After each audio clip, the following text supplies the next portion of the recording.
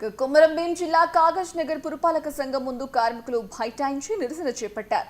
నీటి సరఫరా ఎలక్ట్రికల్ విభాగంలో 32 మంది కార్మికులు విధులు నిర్వహిస్తున్నామని, తమకు గత 3 నెలలుగా జీతాలు రావడం లేదని ఆవేదన వ్యక్తం చేశారు. వేతనాలు చెల్లించేంత వరకు విధులు బహిష్కరిస్తున్నట్లు తెలిపారు.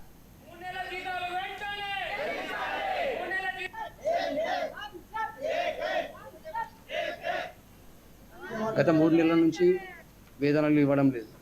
15 రోజుల నుంచి మేము తిరుగుతున్నాం.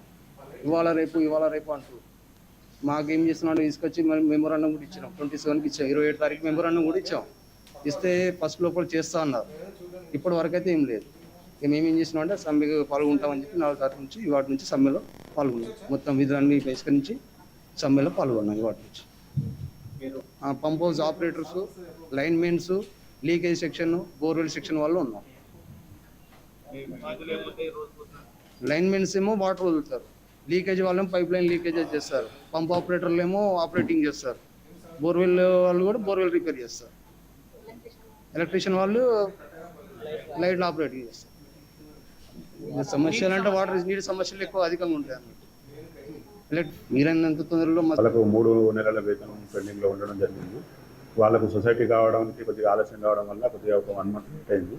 కానీ వాళ్ళకి ఈరోజు 1 మంత్ వేతనాలు చెల్లిస్తాము. కానీ వాళ్ళ సమస్యలు ఏమున్నా అవి సానుకూలంగా పరిష్కరించి వాళ్ళని విరమించే ప్రయత్నం చేస్తాము. అది ఏదున్నా వాళ్ళతో మేము ఎప్పుడు వాళ్ళ మెన్నండి ఉండి వాళ్ళ సమస్యల పరిష్కారానికి కృషి చేస్తాము.